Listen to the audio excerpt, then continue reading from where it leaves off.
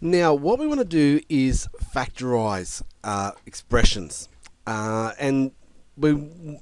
This is really going to take.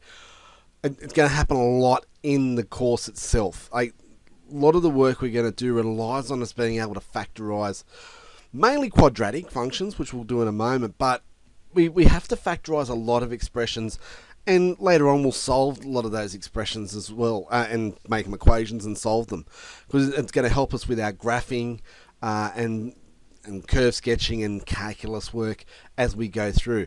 But again, like we've said before, we have to be really good at our algebra work. So this stuff we really need to be really good at. And I don't think I can say that enough. I know I've probably said it enough or a lot already, but we really want you to be able to handle this stuff well. So you've got to get stuck in and get on top of it early in the course, just so the calculus work we do later on is much easier in terms of being able to understand that, because you're not worrying about the algebra that you're struggling and making errors with that.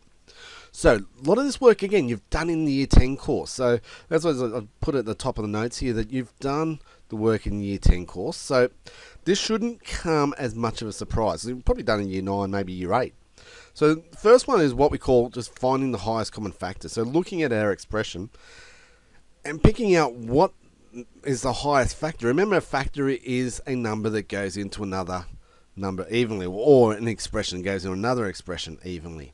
So 4x cubed and 12x squared, if we look what's common, well, x squared is the highest common algebraic term that goes in the base. So that's why we factorize x squared out. And then 4 goes into 4, obviously. 4 goes into 12. That would be the highest common factor between 4 and 12. So that's why we take 4 out. So what are we left in our brackets? Because we want to put our brackets in.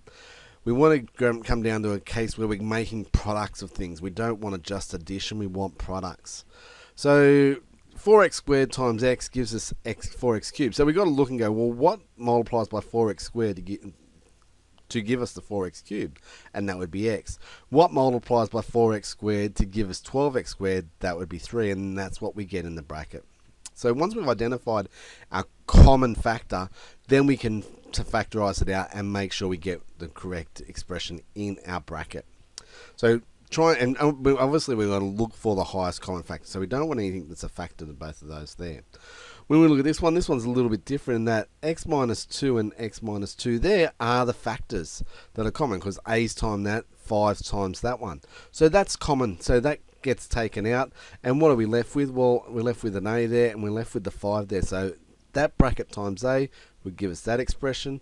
That bracket times 5 would give us that expression. So that's what we're left with in the bracket. And I've put it in square brackets just to highlight that I've taken the x minus 2 in the round brackets or the parentheses there and put the brackets around there. So that's what we're looking at here. So the idea that we get a highest common factor and be able to get the whatever. And that's the first one we should look at every time. When you go to factorize something, if it's, the question says factorize, notice this one's saying factorize there. Look for the highest common factor. We often overlook it as well, but that's the one we should look at.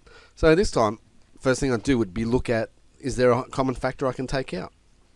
There's not, because that's p squared and 36.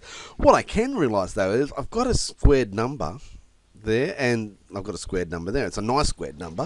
It doesn't have to be a squared number. As long as we've got the difference of two numbers, we can break it up. We can use surds to do it later on, and we'll see ones where we might do that. But as long as we can recognise that this identity can be broken up and we're working reverse. Remember the previous videos, we started with this part and worked and said, well, we can simplify to that. This time we want to reverse it. We want to get back to those two brackets. So that's what we're looking at here. And again, this is another special situation. You've got to be able to recognise it.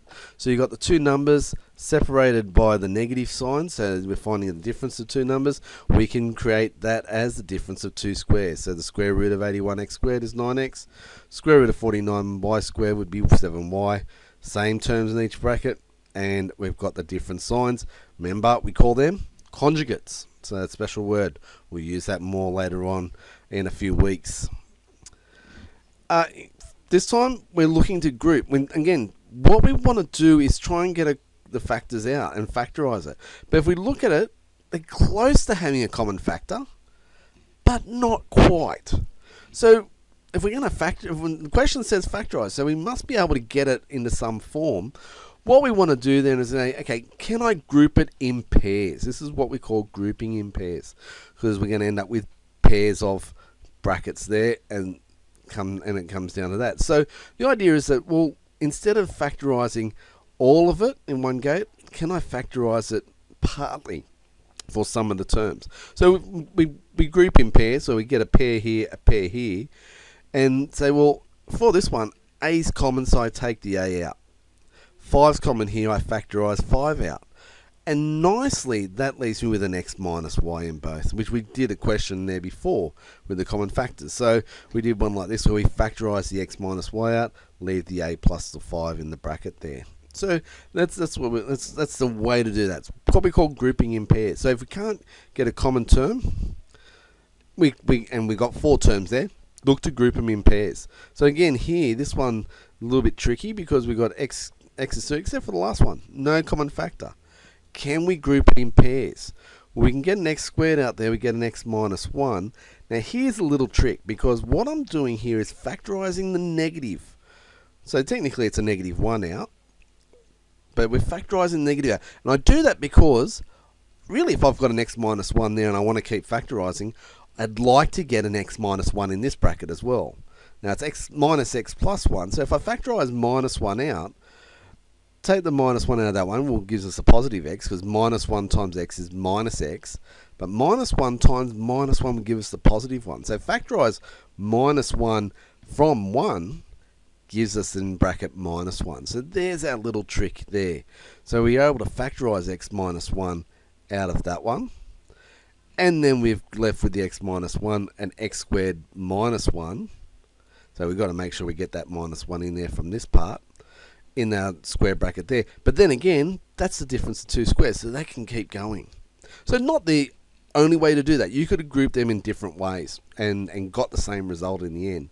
But that's a tricky one, so be really wary.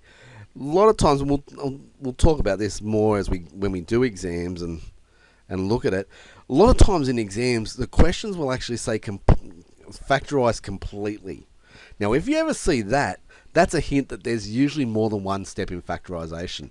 Like this, that's factorising, but is it completely factorised? Not until we get to that point, because there's more we can factorise.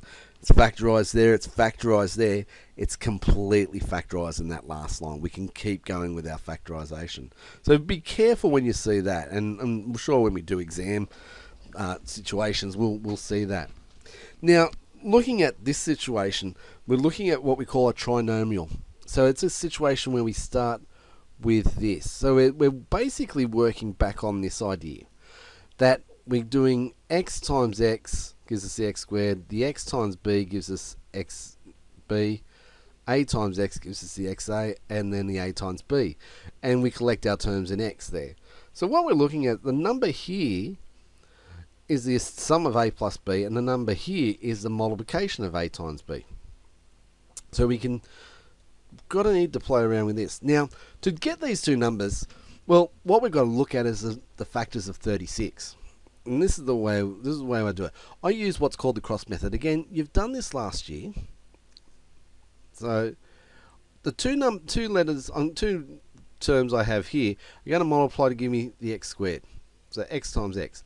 Then I've got to come up with two numbers that will multiply to give me 36. Now, the problem with 36 is that there's lots of factors. So you've got to come up with two numbers there, and it could be 136, 218, 4, 9, and 6 and 6. So we know it's not a perfect square, because that would have to be 12. So I picked 4 and 9, and 4 and 9 work here, and you can see them there. So it's not going to be too hard to pick them out.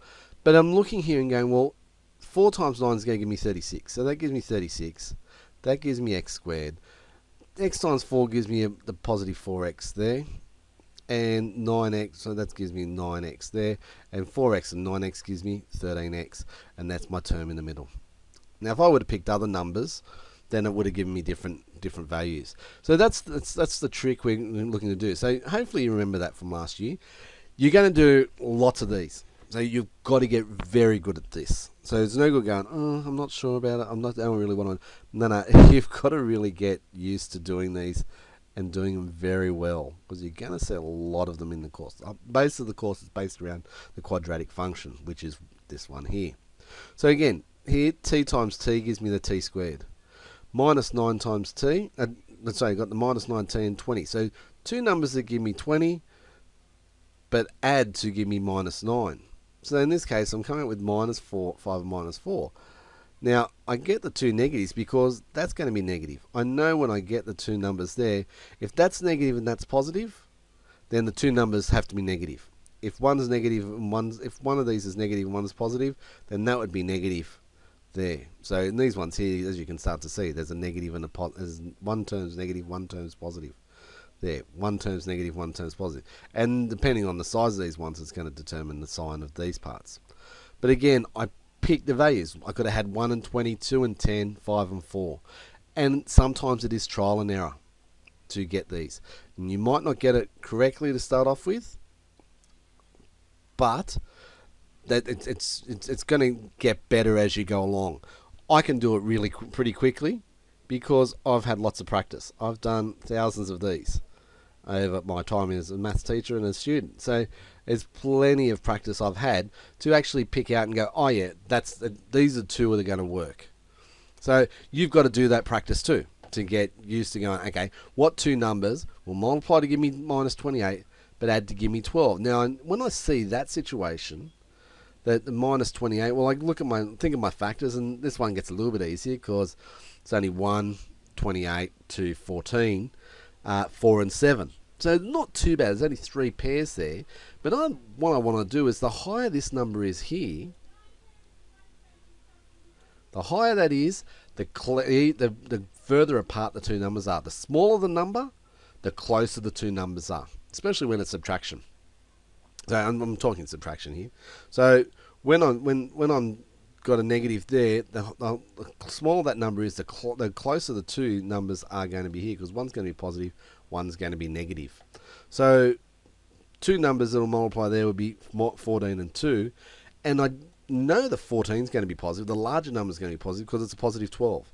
In this case, I know the larger number in absolute terms is going to be negative because it's a negative number there, because minus 7a plus 3a, well, that's going to give me a minus. So if that was the other way around, it'd be positive 4a. So that's what we're looking at when we do these. So have a go at these ones and see how you go with the numbers. You can stop the video and come and have a go and do that. But that's what I'm doing every time, looking what two numbers multiply to give you this number, but add to give you this number, and whether it's going to be positive or negative.